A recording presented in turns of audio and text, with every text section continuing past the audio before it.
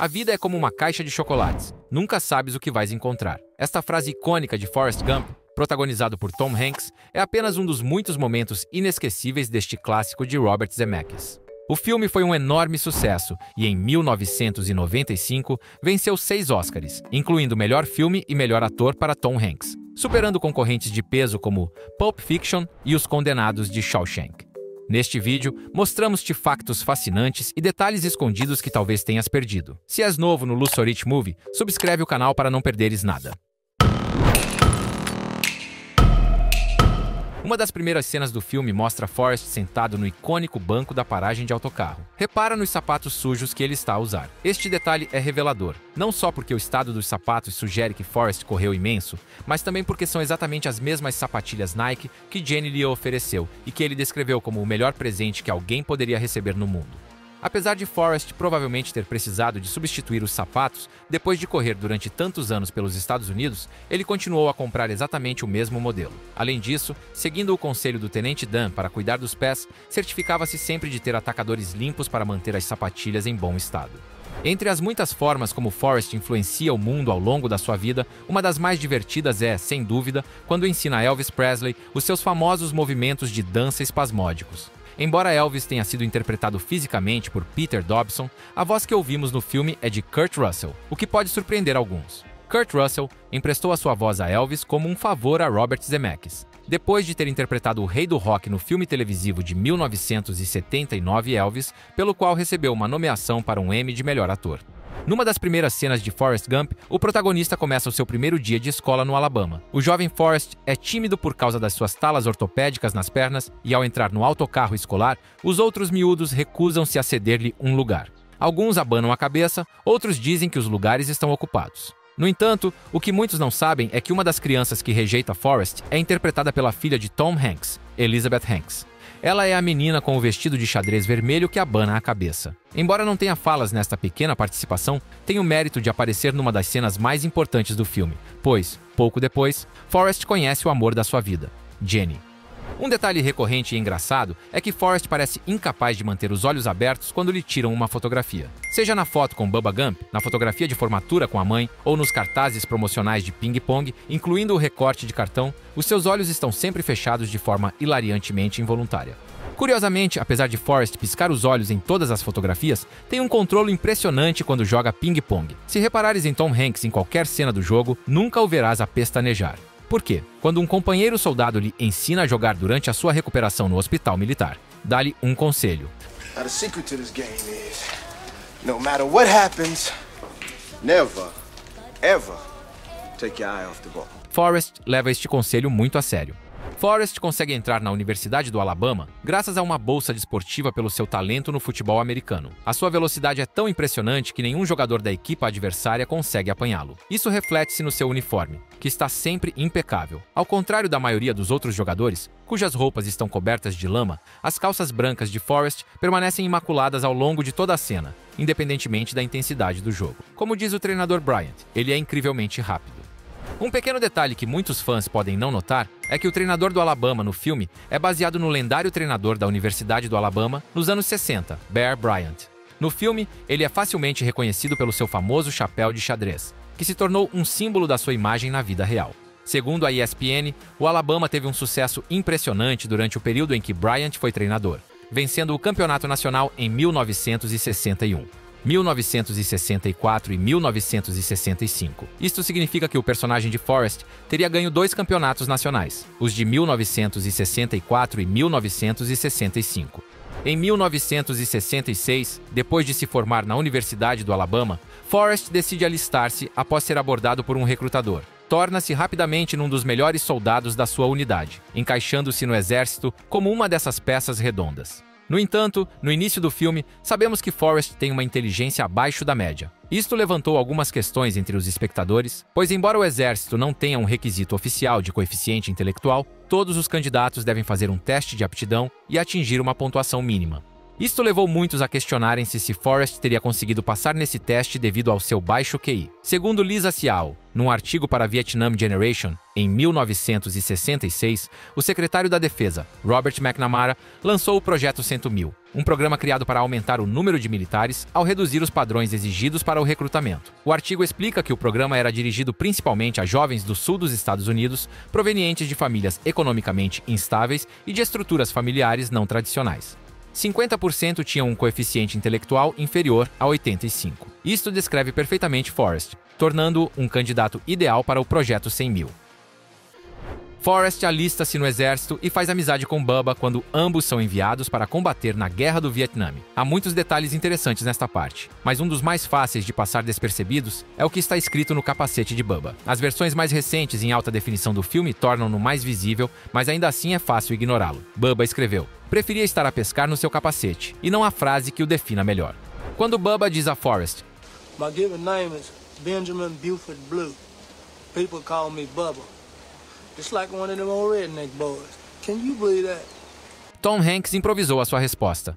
My name's Forrest Gump. People call me Forrest Gump. Zemeckis adorou a improvisação e decidiu mantê-la no filme. E o resto é história. Durante a guerra, Bubba acaba gravemente ferido. Forrest percebe que o amigo já não está ao seu lado e regressa à selva para o procurar. No processo, consegue salvar vários outros soldados antes de finalmente encontrar Bubba, que morre nos seus braços enquanto o retira da selva. O que muitos não reparam é que Forrest transporta Bubba de uma forma diferente da dos outros soldados. Enquanto carrega os outros ao ombro, leva Bubba nos braços, segurando-o enquanto foge de uma explosão de napalm. Forrest faz isto porque Bubba foi atingido no estômago, e esta escolha demonstra a profundidade e a força da sua amizade. O ator e comediante Dave Chappelle recusou o papel de Bubba porque não acreditava que o filme teria sucesso, mas mais tarde admitiu arrepender-se da decisão. Anos depois, teve a oportunidade de atuar ao lado de Tom Hanks em Tens uma Mensagem. Até Ice Cube recusou o papel de Bubba. Num dos momentos mais sombrios da sua vida, Jenny torna-se dependente de drogas e contempla o suicídio, numa cena angustiante acompanhada pela célebre canção Free Bird, dos Lynyrd Skynyrd. Esta escolha não é apenas um toque estilístico de Robert Zemeckis, mas tem um significado temático. Ao longo do filme, os pássaros estão associados a Jenny, desde a cena inicial em que, ainda criança, reza escondida do pai e diz: Falando de Jenny, uma cena poderosa é quando ela atira pedras com fúria contra a casa onde cresceu, libertando toda a raiva acumulada pelo que aquele lugar representa para ela. A imagem de Jenny ajoelhada na lama, com a casa ao fundo, é visualmente marcante. Robert Zemeckis inspirou-se numa famosa pintura de 1948 de Andrew Wyeth, intitulada Christina's World, que retrata uma mulher num campo, olhando para uma casa ao longe. Outro detalhe curioso que os fãs têm notado nos últimos anos é a recorrência de uma camisa xadrez azul sempre que há uma mudança de período na vida de Forrest. Embora tudo à sua volta possa mudar, há algo que permanece constante em cada primeira cena de uma nova fase. Ele está a usar uma camisa azul. Para além de ajudar a identificar Forrest nos seus anos mais jovens, este detalhe também serve para contrastar com as mudanças que o rodeiam. Às vezes, os truques mais simples são os mais eficazes, pois, mesmo que não tenhas notado conscientemente, o teu cérebro certamente notou.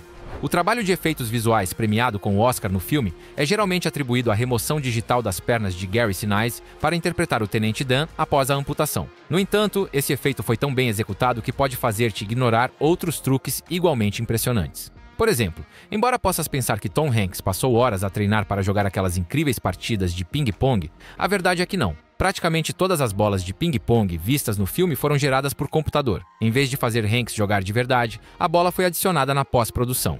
Outro efeito visual impressionante, que provavelmente não adivinharias, ocorre durante a cena em que Forrest discursa na manifestação pela paz no Lincoln Memorial, em Washington. Como Forrest Gump foi filmado em 1993, poderia supor que a produção simplesmente reuniu 10.000 figurantes para gravar a cena ao vivo.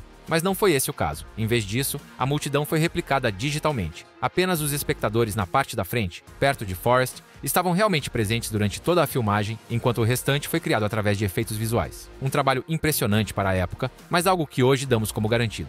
O namorado violento de Jenny, Wesley, dá-lhe uma bofetada durante o encontro dos Black Panthers, o que desperta a fúria de Forrest, que o derruba com um único soco. Num pequeno, mas notável exemplo de continuidade, na manhã seguinte, quando Jenny se despede de Forrest com um abraço, podemos ver pequenos cortes e arranhões nas mãos dele, uma prova da luta da noite anterior. Forrest acaba por regressar a Greenbow e casa-se com Jenny numa cerimônia íntima, assistida apenas pelos seus amigos mais próximos e pela família. Embora nunca seja explicitamente mencionado, se prestares atenção, verás que a família de Bubba está claramente entre os convidados, sentada no lado esquerdo. Nunca vemos os seus rostos, mas, dado que a mãe de Bubba tem uma constituição física distintiva e que ele tinha 3 irmãs e 2 irmãos, a presença de uma mulher mais velha rodeada por 5 jovens parece confirmar a sua identidade. Como Forrest enviou metade dos lucros da Bubba Gump Shrimp Company para a família de Bubba, não é surpreendente que tenham mantido uma ligação próxima com ele.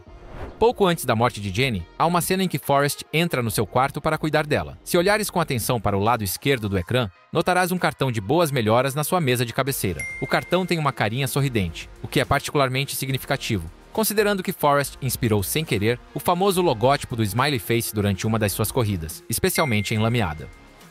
Provavelmente pensavas que Tom Hanks interpretou todas as cenas de jogging e corrida, mas na verdade, isso não aconteceu. Como Forrest corre através de várias localizações geográficas ao longo do filme, a produção decidiu contratar um duplo. Mas não um duplo qualquer, foi o próprio irmão de Tom Hanks, Jim Hanks. Como Jim conhecia melhor do que ninguém o estilo de corrida do irmão mais velho, foi escolhido para correr em diversas locações nos Estados Unidos com uma equipa de filmagem, enquanto Tom continuava a rodar com a unidade principal sob a direção de Robert Zemeckis. Quando Forrest Gump regressa do serviço no Vietnã, viaja até Washington para receber a medalha de honra do presidente Lyndon B. Johnson. Depois de uma troca humorística com o presidente, decide ficar na capital para visitar os seus marcos históricos. No entanto, enquanto explora a cidade, é confundido com um manifestante e empurrado para discursar contra a guerra diante de uma multidão enorme no Lincoln Memorial. A organização para a qual Forrest fala é a Veteranos do Vietnã contra a Guerra. Esta era uma organização real, formada por veteranos da Guerra do Vietnã que organizavam protestos e davam voz à oposição ao conflito nos anos 60. O grupo foi fundado em 1967 por 6 veteranos e continua ativo até hoje. Segundo a sua página oficial, chegou a ter mais de 30 mil membros durante a guerra. Quando Jenny morre tragicamente, podemos ver na sua lápide que a sua data de nascimento é 16 de julho de 1945. Embora pareça uma data comum, foi escolhida intencionalmente por Robert Zemeckis. É exatamente o mesmo dia em que ocorreu o primeiro teste bem-sucedido de uma bomba atômica, conhecido como Teste Trinity, em Los Alamos, Novo México. No final do filme, Jenny e Forrest estão profundamente apaixonados, mas o seu casamento é tragicamente interrompido pela doença terminal de Jenny. Num monólogo comovente, Forrest chora diante da sua sepultura e diz-lhe que ela morreu num sábado de manhã. No entanto, quando olhamos para a lápide, vemos que Jenny faleceu a 22 de março de 1982. De acordo com os registros históricos, esse dia foi uma segunda-feira. É um detalhe menor que não afeta a história, mas que se torna curioso para os mais atentos.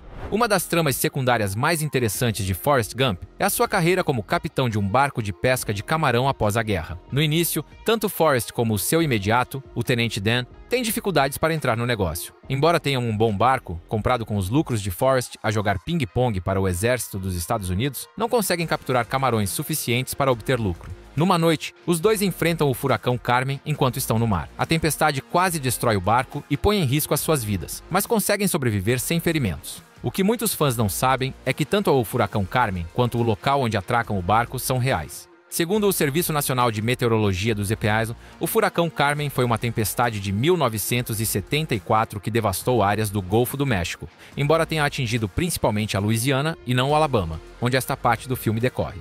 O filme começa e termina com cenas em que o jovem Forrest e o seu filho, Forrest Jr., apanham o autocarro no primeiro dia de escola. Ambos os autocarros são conduzidos por uma motorista aparentemente simples chamada Dorothy. Embora pareça que esta mulher tenha estado a conduzir a mesma rota durante décadas, há um detalhe interessante. Na primeira cena, quando leva o jovem Forrest, Dorothy está a ir a fumar um cigarro. No entanto, quando a vemos quase 30 anos depois, já não fuma. Em vez disso, mastiga ansiosamente uma pastilha elástica. Isto pode ser interpretado como um desenvolvimento subtil, mas significativo, do personagem.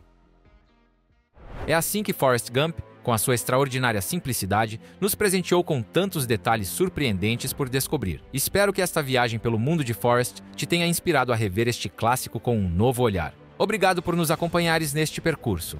Se reparaste noutros detalhes interessantes ou queres partilhar a tua opinião, deixa um comentário aqui embaixo. Não te esqueças de deixar um like, partilhar o vídeo e subscrever o canal para mais conteúdos como este. E agora, como diria Forrest, e é tudo o que tenho a dizer sobre isso.